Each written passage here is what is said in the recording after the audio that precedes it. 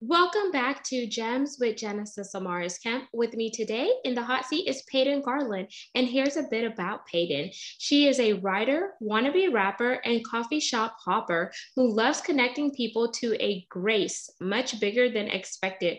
Her debut book, Not So by Myself, was promoted by former White House President Secretary Dana Perino and endorsed by TED Talk speaker and creator of the More Love Letters movement, Hannah Brencher. Peyton lives in Colorado Springs with her husband, Josh, and their two gremlin dogs, Alfie and Daisy. And without further ado, let's welcome Peyton to the platform.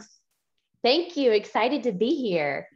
Thank you so much, Peyton, for carving out time to chat with me. Today, we're going to talk about connecting community with mental health because we all know building a community is vital, but also making sure that we talk about mental health. What is mental health? Bring awareness to mental health and weave the two together because it's so important. But before we dive into that, I want to know, why did you put certain things in your bio? Because we know a bio is just a bio, but there's more to Peyton than what you wrote.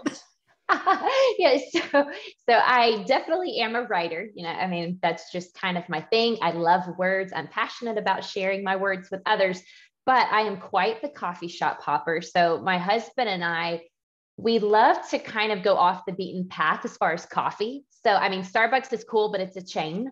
So when we travel and when we explore places, even locally, we are all into local homegrown coffee shops. And so we will hop from coffee shop to coffee shop. And also, I kind of sort of want to be a rapper. I don't think it's ever going to happen because I love words, but they don't roll off my tongue that fast, no matter how much I try. I listen to NF, I listen to Lecrae, I listen to Tadashi. I'm just not that good. So I choose to let my words be written on paper and I let the other guys spin them as prose. Oh, we have something else in common. I love Lecrae and Tadashi. I saw Lecrae live when he came to Houston for the 116 tour a few years ago, and it was just amazing. He was there with Andy Mineo, Trip Lee, and all those guys, and it was my husband's first CHH. And for those of you who are listening, CHH is Christian hip hop. And my husband was like into old school hardcore rap and all of that. And so whenever I tried to tell him about CHH, he's like, what is that? And then here we had the station called 91.7 Engine Radio, which has now moved completely to a digital platform. So you have to listen to it on the Engine app. So I just love that. So sidebar, y'all. I love that. No, Lazarus by Trip Lee is one of my favorites. So I'm glad we've got a lot of music connections over here. This is awesome. Yes. So at the end, you know what you're going to be doing? Dropping some bars. There you go. So when you think about community and creating a community, what does that look like for you, Peyton? And how do you ensure that the community that you're building, whether it's in your home front or externally, how do you go about doing that to give everybody a place of belonging, to let them know, hey, I'm here with you? So I was a Christian school kid and I was in a very small class. My graduating class was 13 people. And so growing up, my community was almost picked for me. And so once I got into adulthood, I had no clue what community really was outside of the 12 people I was in a classroom with for nearly 15 years of my life. So through college, through being a newlywed, changing jobs, my husband's a pilot, we move a lot, just moving around. So between all these different experiences and relationships, for me, community has come to be not necessarily who you're closest to as far as on the map. It's really not even whose posts you keep up with the most on social media. Community for me has been creating a space where people know I'll go the extra mile for them, not just because of word, but because of deed. And it doesn't have to be something big. But I have a very good friend of mine from college. Our love language to each other is when we know the other one's going through a hard season or has something tough coming up, we just Venmo each other $5 to grab a coffee. Like, it's just creating space to let someone know they matter and that someone on the other end of the phone, the computer, across from each other at the coffee shop, that person's just going to be there and go the extra mile. That's amazing, because people in this world are so cruel, but there are also people in this world who are jewels, and they come a dime a dozen because they actually go above and beyond, and they're not just connected with you at a surface level. They're willing to go deep diving with you. And whenever you are in the right community at the right time, it does, show. And then it also helps with your mental health, especially after the crazy year we had with the pandemic and people losing their jobs. That took a lot on people's mental health. And if they didn't have a community that supported them, then they fell by the wayside. And we don't want that to happen. And with us both coming from religious and spiritual backgrounds, it's so important that we practice what we preach, and we are the hands and feet of Jesus. So I want to dive a little bit deeper into a personal side, if you don't mind. So you mentioned that your husband is a pilot and you guys move around a lot. How do you ensure that you are fitting in with the different communities that you move into? And how do you be the light if you were in a dark situation, if that question makes sense? Yeah, I show up when I don't want to. I think that's the key is, we've been married 3.5 years and we've moved 5 times. So it's just a lot of moving. And so things like finding a church, finding just a group of girls I can connect with, finding other dog moms who will take their dogs to the dog park with me. That's kind of exhausting when you move as often as we do. It's always this idea of, well, why make friends if I kind of know in another 6 months to a year, we're packing up and we're moving again, but I show up even when I don't want to, even when the logical side of me says this might not be a long-term thing. I invite friends to coffee. If my husband wants to introduce me to his coworker's wife, I go to dinner, and I'm willing to meet new people. It's not always easy emotionally or mentally. Sometimes it's just draining to feel like you've got to show up when you don't know someone, because it's almost like this awkward playing 20 questions. And adulthood, making friends isn't quite as easy as you were when you were 5 and you were just playing on the playground. But I show up when it's hard, and I'm always vulnerable. I don't have to know you for long to share my story, because I think that is the way to be the light in the darkness, is to share your journey. Because for me, my journey has been full of failures, but because of the failures, it's been full of hope and freedom from perfection. Okay, we're going to dive into that part after this next question. So, with your husband being a pilot, because my husband is a chef, so they both work long hours and different stuff like that. But do you find yourself having to just be involved in his community a lot because it's a part of your profession? Because sometimes we as writers, yes, we have our communities, but a lot of our communities are online based and not necessarily face to face. So, do you find yourself tapping more into the pilot community, or maybe the air stewardess, or anything in that realm, versus tapping into your writing community and finding people who just get you and you just vibe with? Yeah. For me, it's one of those things where, you would think with being a pilot's wife that the pilots are just gone all the time, that their wives, or who knows where their wives are. But my husband has 2 good pilots, and they have wives and they have friends, and we very regularly grab coffee. We all grab dinner. And like you said, as a writer, you're kind of at your desk. And for me, I work from home. So I'm very isolated unless I'm proactive about it. And because of his job and the wives in that situation, I have been able to find community there. And that's been wonderful.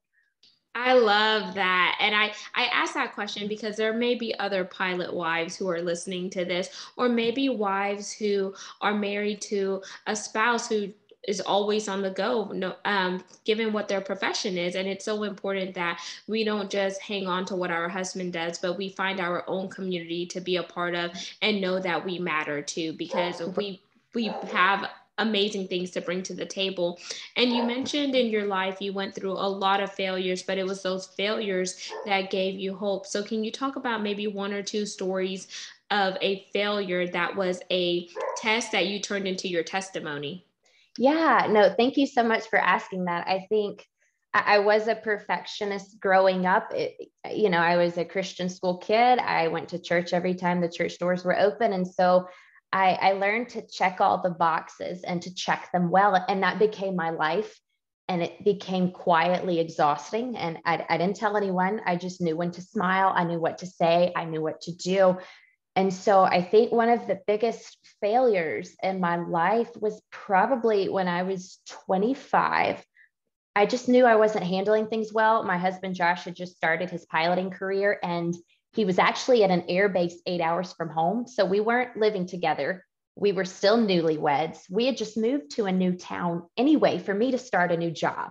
So I didn't know my neighbors. I didn't know my coworkers. My family was nowhere near me, and Josh was gone. And so it was just a season of loneliness that was tough. And my mental health was taking a toll. My physical health was taking a toll. And I literally ended up in a therapist's office. And I didn't think that's where good Christian girls went. I didn't think that's where the valedictorian of the high school went. I didn't think that's where I was in a sorority in college. They called me Peyton with a V card because I was the glorified virgin. Like, good virgin girls prior to marriage, we don't show up here. But all of these titles and all of these check boxes were not making the cut. My mental health still was crumbling. And so the biggest failure for me was having to show up at a therapist's office, sit across from a stranger and say, stuff is not going right. Yeah, I could relate to that. There was a period last year where my husband and we lived in two different cities because he worked in Austin since he took a chef job there, and I was here. And he came home the day after he found out that my dad passed away, which was so heart-wrenching for me because it was unexpected.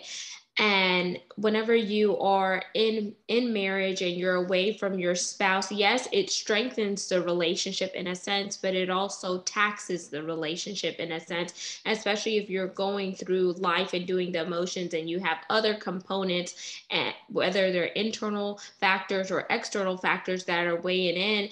And sometimes you just have to, instead of tapping in, you have to kind of tap out and go to a SME, a subject matter expert, to help you unpack all the gunk and the garbage. Because if you talk to your mother, they're not going to understand. If you talk to your friends, they really don't understand. And you don't want to talk to certain people about certain issues because they put their 2 cents in it. And then before you know it, you say something and then they add their thing. And then before you know it, something is taken out of context. And you're like, that's not what I said, or anything like that. So going to a therapist is a good thing, or finding a life coach, or etc. But I feel like the society that we live in, sometimes they see those things as a negative rather than a positive, where there are paid professionals that help us unpack and get over those hurdles so we can keep on going and tap into our optimal self. Because we all know mindset can either propel you or it could take you backwards. And we want to launch out deep and we want to go forward. So if you think about the car analogy of the rear view mirror and the windshield is always bigger than the rear view mirror because your future and your destiny is bigger and brighter. Your past does not depict your future, but your past does teach you valuable lessons so you don't repeat things that weren't conducive to your overall growth, whether it's personally or professionally.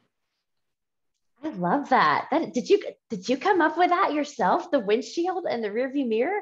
Well, I've heard the windshield and rear view mirror analogy before, but I just put it in my own terms. That was beautiful. I love that.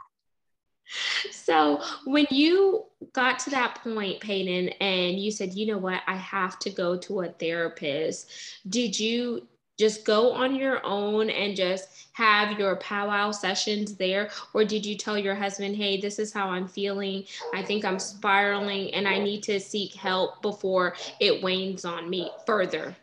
Yeah, well, with him being so far away, it was one of those things where I didn't talk to him that much. You can probably hear my gremlin dogs in the background, so excuse them, audience.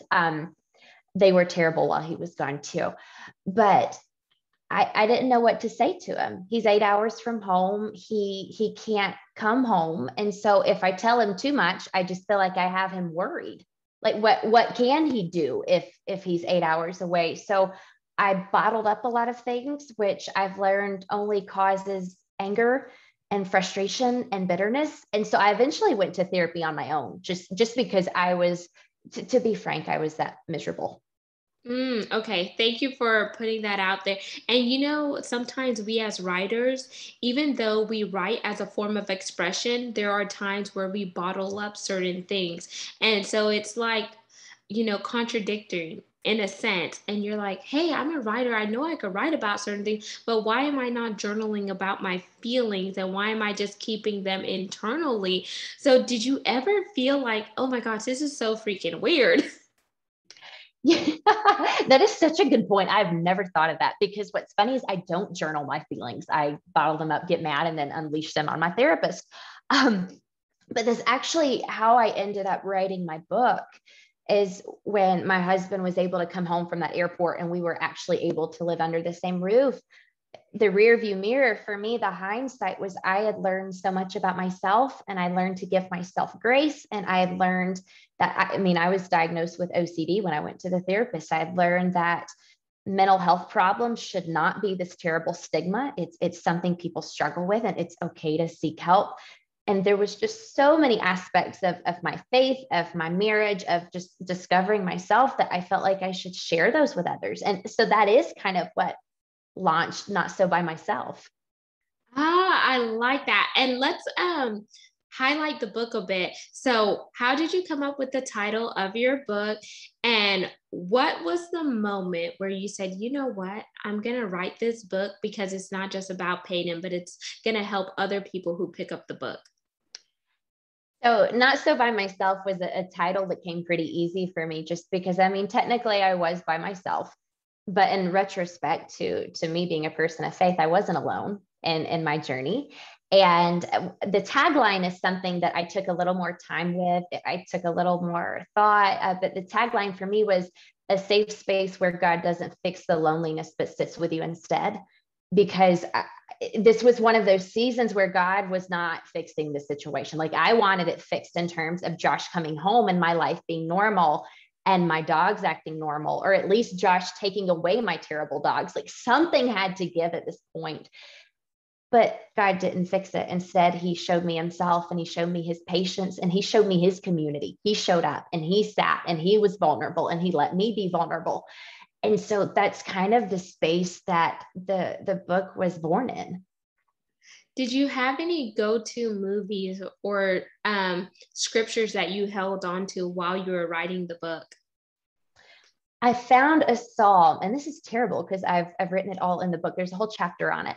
But there's a psalm, I believe it's in the 40s, but I was reading it one day, and David had done what David does, like something really stupid, and now people are after him. So David is backed into a corner again. And one of the verses, and I'm paraphrasing here, but it says, God, go get your war axe and defend me. I've seen you do this before, and I know you'll do it again. And so I love the idea of, okay, I'm in the same situation, like nothing has changed. I still mess up. I still am not honestly enjoying my life, just to be frank. But you are not just a lover, you're a fighter for me. You're my warrior. So get your war axe, you go do your thing. And I will sit here believing that I'll see you do this over and over again. Ah, I love that. And when you said, get your weapons, your war, I know I'm a warrior. It made me think about Priscilla Shire in the movie War Room, when Yes. her husband was gone. And there was times where he was present, like he was physically there, but his mind was elsewhere. And the elderly lady in the story said, you know what? You got to get your fight back. You got to fight for your family. And she goes through her closet and she just clears out everything. And her daughter thinks she's nuts though. And like, mommy, what are you doing with all your clothes and your shoes? And she began to war, and the Bible was her sword, and she went to battle. She wrote down scripture. She put things on sticky notes. She really submerged herself in the word. And then before you know it, she started to see little inklings of God moving in and throughout her life. And her husband even loses his job and does so many things. But then you see how the story turns 360, and the husband becomes, back loving her, spending time with their daughter and etc. But it's like, why do we have to go through to the pit in order to see the palace sometimes? Why do we have to fall and stumble before we can see the glory? And it just tests us, but it shows that we are resilient. It shows perseverance. It shows grit. And it shows us who we are and whose we are. Yeah. No, number one, I love that movie. I think that is a phenomenal, powerful movie. And it is one of those things where I did question God a lot in that really hard season of loneliness. And I think, you do ask why. Everyone does. And number one, I don't think Jesus is afraid of our questions, especially the hard ones. Again, Christian school kid, went in the church my whole life. I did hear some people say it was wrong to question God, that you should just have so much faith in his goodness and his plan that you have no questions. But also, if Jesus doesn't realize we're human, he's not Jesus. And since he is Jesus and he is all knowing and he is well attuned to our thoughts and our emotions and how messed up we are, then perhaps I can not only ask him why, but I can tell him just how I'm feeling in that season. I think my prayer life pivoted in that season. I'd always had a prayer life. It's not that I never talked to God, but I'd always showed up to prayer with it packaged and pretty and nice. And here's all the right words. And we said all the right things. But in that hard season, my prayer life got very blunt. It got very honest. And it was a lot of, hey, God, I don't know what you're doing. I don't like it, but I'm not going anywhere. So I will sit here and I will likely pout with you. I will stomp my feet at you, but I have to choose to believe that you are doing something and I'll see it on the other side of this. And that's where God wants us to be real, because he knows we're not perfect. He knew us before he even formed us in our mother's womb. He knows the number of hairs on our head and stuff. And for us to just act like everything's okay, he knows everything's not okay. And I've been there where I was like, God, like, I'm sick and tired of this. I don't understand why evil people and all these people who are doing these bad things get to live. And you took my dad away, who was a believer, who loved you unconditionally. Why did he have to go through this? And I really anger. And I grew up in a home where I knew, like, my parents were like, on Sundays, you're going to church and you better look a certain way and etc., until where my faith was really questioned. But that's okay, because I know how to get back to God and I know what God wants me to do. And that's okay. And I feel like we have to stop being perfect Patty. As I said, I got that from a movie with Tyler Perry, and where everything is okay, because everything is not okay. Because on the outside, we may be trying to smile or anything, but people could see past the smile. They could see when you're faking it to make it. And why can't we just be vulnerable and say, you know what, I'm not okay, but I will be okay. It's just a mere season that I'm going through. I really like that you said that, because one of the chapters in my book is devoted to a good friend of mine. Her name's Wendy. And while Josh was gone, she and I would meet up for like weekly coffee dates. She's an author as well. So we'd bring our laptops, we'd write, we'd chit chat.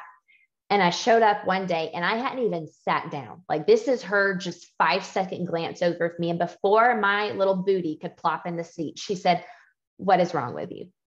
She said, you've literally lost weight since I saw you a week ago. Your hands are shaking. Like, look at your coffee cup. Like, your hands are rattling. You look exhausted. What is wrong with you? And I think so many times we're afraid to ask people those questions because we don't want to sound like we're intruding, or like no one wants to tell a woman she looks like something's wrong. Like, you look sick, you look tired. Like, nobody wants to say that to a woman. But because Wendy stopped me in this moment of me just always trying to distract myself from loneliness, this go, go, go, go, go, hoping to fill all the quiet spaces with noise, because she broke that and just said, "Hey, something's wrong. Like, I know you and you're not okay." Her honesty is part of the reason that I did step back and eventually go to therapy. When I understood what was going on with my brain, it's what led me to have conversations with my husband and with family and friends. And And that's something that I think is irreplaceable. Yeah, Wendy was your roof tear, kind of like the Yeah. story in the Bible. You know that one? Yeah, Yeah. exactly. Yeah, where it's one of those things where she taught me, I wouldn't say almost how to, to gather up the pieces of me, like, Ruth in the wheat field, but I just knew wherever I went, she would go, and whatever hard season I was stuck in, she would stay with me. And for that, that's life changing. Yeah, it's amazing because we all need someone like that in our tribe. And not just someone, we need people like that in our tribe who will see us for who we are. They'll see us when we're low and when we're high, and they'll still be there. They'll call us out on our mess, or sometimes I say BS, because I'm a WIP, y'all, a work in progress. The Lord is still working on me on a daily basis, and I am not perfect. The only perfect person is Jesus Christ. And until he gets off the cross and comes to tap me, I'm going to still be going through this journey. And as we begin to wind down, Peyton, I want you to tell the listeners and the viewers one or two gems, and then we're going to play a rapid fire game. Ooh, okay, that sounds fun. I think one of the gems for me, if any of you heard my terrible dogs barking in the background, the first chapter of my book is called Dog Park Drama. And it's what, so when Josh first left, that time that he was gone for a really long time, I didn't want to sit by myself in the quiet because I was afraid my brain would get a little too loud and all the things in my life I'd shoved in the corner of the closet would have to come out. So I was doing anything and everything to get out of the house. And so I thought, dog park, that sounds good. It's loud, it's furry, it's chaos. Like that will keep my mind busy. Well, I take my two terrible mutts to the dog park, and Daisy's doing fine. She's running around playing like a champ. Alfie, my big 85-pound brindle pup, decides that he has the hots for a three-legged dog there, a three-legged female, and he proceeds to do his thing, and he starts a riot. Like every male dog in the dog park, it's just a pile of dogs. There is fur everywhere. Owners are yelling and yanking their dogs. And my dog literally started a riot of 50 plus dogs in a dog park. So naturally, I have to take my dogs out. We never go back to that dog park again.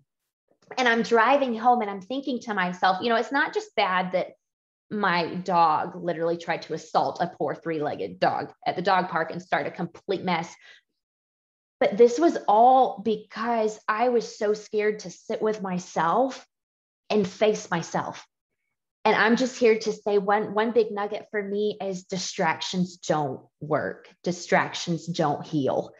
For me, it was going to the dog park and not just crashing and burning. But for a lot of people, it's social media. It's just scrolling. It's the mindless scrolling that ends up in comparison games and ends up in wondering why your life doesn't look like hers or look like his. And so distractions don't work. At some point, you have to be vulnerable with yourself. And so that's one really big nugget that I've had to implement in my own life. And I think with that, the next thing is silence is not strength. I grew up in a Southern home. I'm from Georgia, and it was a lot of you pull life up by your bootstraps, you lace them up tight, and you just deal with life. I come from a long line, multiple generations of men who served in the military all the way back to World War II, Vietnam, Korea. My father just retired out of the military. And so I was taught silence is strength. Like you're tough if you can handle everything. You're tough if you don't have to talk to people. You just don't let anyone see your weak spot. But we have weak spots. And if you have a weak spot, it's possible you have a wound, and wounds don't heal on their own. And so I eventually had to come to the conclusion that not everyone has boots. Not everyone has straps to lace up those boots. And silence is not strength. In fact, the freeing part is being vulnerable and open and honest and speaking into those silent spaces. Those are amazing gems. Distractions do not always work, and silence is not strength. Y'all hold on to that. That should definitely be on a t-shirt where you pen it, Peyton, because people need to know that. And are you ready for rapid fire? Let's do it. Okay. I was going to do 10 questions, but I want to be respectful of your time. So let me know if you have time for 10. If not, we'll do 5. Let's go for it. Okay. So number 1, favorite color. Favorite color is blue. Ooh, yes. Team blue. Mine too. Coffee, tea, or bobo tea? Oh, you threw bobo tea in there. Bobo tea wins. Bobo. Okay. 3, favorite movie. Oh gosh, favorite movie's got to be The Proposal with Sandra Bullock. Oh, okay. 4, dream car. Dream car is a white Lamborghini. Shut up. Seriously? Yes. We're gonna have to race because I love Lamborghinis. I want one black on black with blue neon lights, since blue is my favorite color. And I want to pull up to a stop sign and look at a guy and be like, is that a woman or a girl? And I want to roll my window down and be like, let's go. Yes. Call me when that happens. I will be there with my white one. Awesome. 5. Are you more of a heels girl or sneakers? Oh, sneakers. God did not give me really good feet. I've got some flat feet over here. Okay. Vans or Converse? Converse. Okay. Oh, we're down with the checks. Okay. 7. If you could go anywhere in the world, where would it be and why? Oh, it's a tough tie between Ireland and Israel, but I'm going to have to go with Israel because I would just love to see where Jesus walked. I just think there is something heavenly on earth in Israel. Amazing. I don't know why when you just said that, it made me think of Kanye West's song, Jesus Walk. We'll work with that. Hey, dream vacation. Oh gosh. Honestly, put me in a cabin anywhere in the woods with lots of coffee and some quiet space to write. You and your husband should go check out Broken Bow, Oklahoma. They have like the cabins and it's like glamping. And then some of the cabins have swing sets. They have hot tubs there. It's like really, really nice. I know what I'll be telling him when he walks through the door today. Thank you. My pleasure. 9. If you could have any superpower, what would it be? Oh, I would fly because I think sometimes just traffic makes me want to sin. And if I could just fly home, there'd be a lot less I'd have to answer to before Peter swung open the gates for me to go to heaven. I believe I could fly. There you go. And 10, you have to drop some bars. Oh, seriously? Yeah, you said you're a wannabe rapper. I'm a wannabe rapper. Let's see. What kind of topic could I do? I don't know. You could do mental health. You could do something like Wande. You could do Courtney Ramirez. You could do Evie. What is it? Evie McKinney, I think. Or there's so many. Or you could do a Lecrae verse. Oh my gosh! Have you? Okay, there's. What is that lyric? Oh gosh, it's one of his brand new songs that just came out.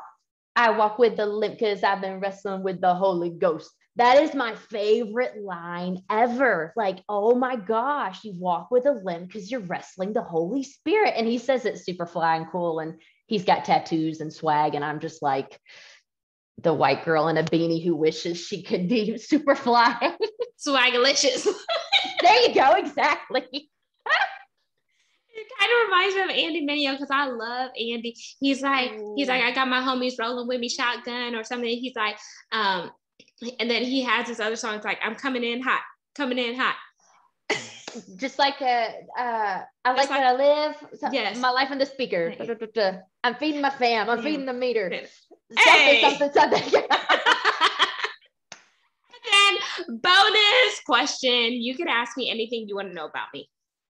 Ooh, okay, obviously Genesis is a biblical name, but I would love to know like the story behind you being named Genesis, because that's absolutely beautiful.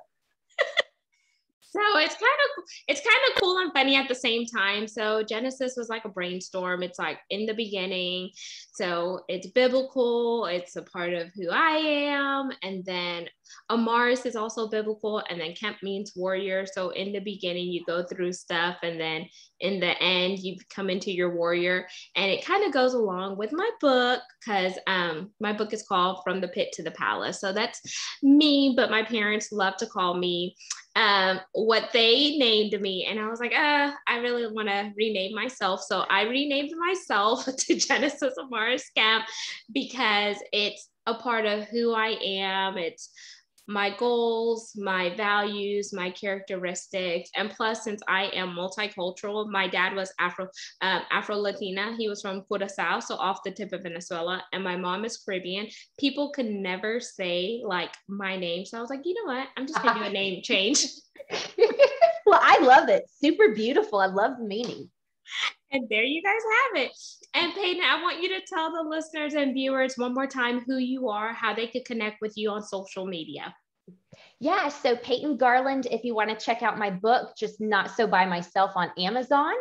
I have my book, my blog, some other content on peytongarland.me. And if you want my dogs, if you will message me, I'll send you my home address and everything, the food, the heartworm pills, they all come free. So I'll also give you my mailing address if you want my dogs. And there you have it, listeners and viewers. All of Peyton's information will be in the show notes. Peyton, thank you again for coming on Gems. And for the lovely people, you know how I like to sign out. Peace, love, and lots of blessings. Remember, you are a masterpiece. The potter's wheel still works. And don't ever let somebody place you in a box, because you weren't born in a box and it's not your time to be in a box. Save that for the afterlife. Until then, YOLO, you only live once.